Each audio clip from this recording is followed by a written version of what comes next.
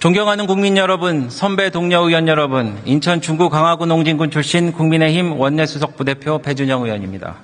오늘 본회의는 민주당이 합의 없이 일방적으로 밀어붙였습니다. 안건은 더더욱 그렇습니다. 22대 국회 개원 후 5번의 본회의 동안 여야 합의로 처리된 법안은 단 한 건도 없습니다. 우리 국민의힘이 이런 어처구니 없는 본회의에 참석할 동기가 없습니다. 하지만 우리는 국민에게 이번 국회가 이 법안들이 어떻게 잘못되었는지 알려야 한다는 절박감으로 이 자리에 섰습니다. 민주당은 국회를 망가뜨리고 있습니다. 국회의 입법기간을 착취하고 있습니다. 22대 국회가 개원한 지 50일 남짓한데 청문회에 증인과 참고인을 무려 250명 넘게 채택해 부르고 있습니다. 알량한 권력으로 갑질한다는 비판이 들끓고 있습니다. 국회의사당을 인민재판소로 만들고 있습니다. 민주당은 국회 선진화법마저 무력화하고 있습니다. 안건조정위원회는 90일간 쟁점 법안을 수기하라는 과정인데 환노위에서는 노란봉투법, 아니 불법 파업 조장법을 단 2시간 반 만에 통과시키는 등 꼼수가 일상입니다. 법사위는 무슨 왕국입니까? 동물의 왕국을 방불케 합니다. 위원장과 민주당은 증인에게 토달지 말고 사과해라, 10분간 퇴장하라며 갑질을 일삼았습니다. 동료 의원의 발언을 끊고 노려본다고 퇴장시키려 합니다. 초등학교 학급 회의도 이렇게 하지 않습니다. 창피하고 부끄럽습니다. 오늘 최상병 특검법을 상정했습니다. 아니, 이렇게 상정할 거면 왜 지난 대정부 질문을 망치기까지 하면서 서둘렀습니까? 왜 국회 개원식조차 못 열게 6월 국회를 망신창이로 만드셨습니까? 우리 의원들이 국회의장을 찾아가 대정부 질문 기간만은 피해달라고 했을 때 왜 일주기라고 국민과 약속이라면서 무시하면서 강행하셨습니까? 민주당과 국회의장은 국민께 사과해야 합니다. 민주당은 우리 당의 분열을 소망하는 오늘의 얄팍한 전략에 국민의힘은 표결 결과로 당당히 답하겠습니다. 민주당 단독으로 밀어붙인 방송장악 사법도 부조리합니다.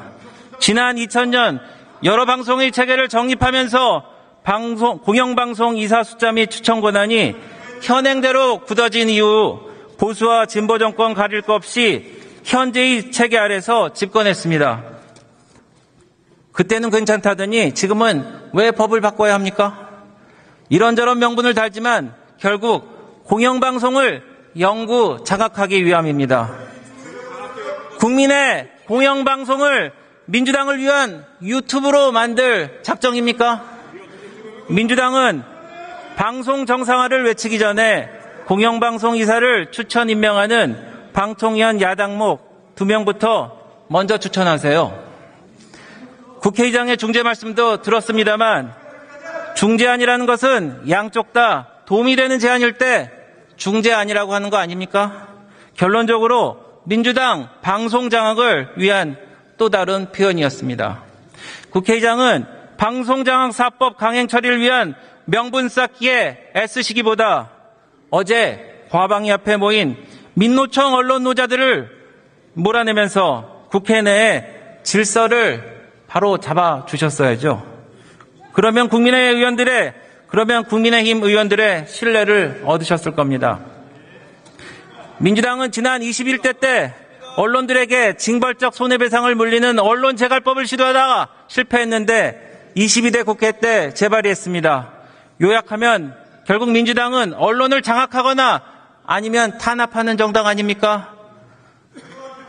국회 자수파도 더 이상 반대를 위한 반대가 아니라 국정의 핵심 축으로 역할을 다해야 한다. 정대철 회장님께서 하신 말씀입니다. 기억해 주세요.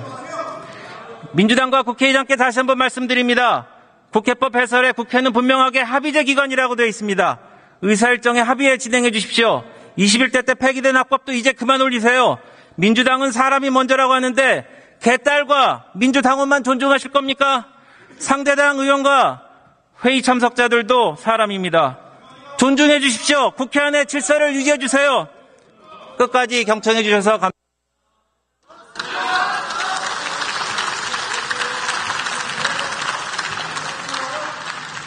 인사 안 하고 가세요.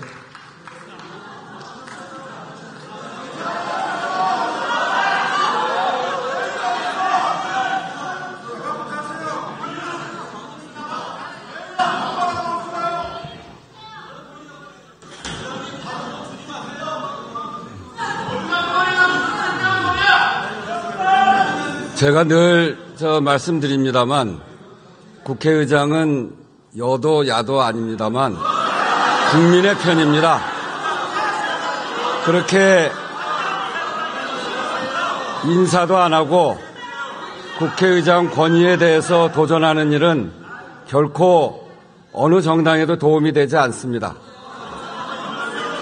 자, 배준영 의원 수고하셨습니다.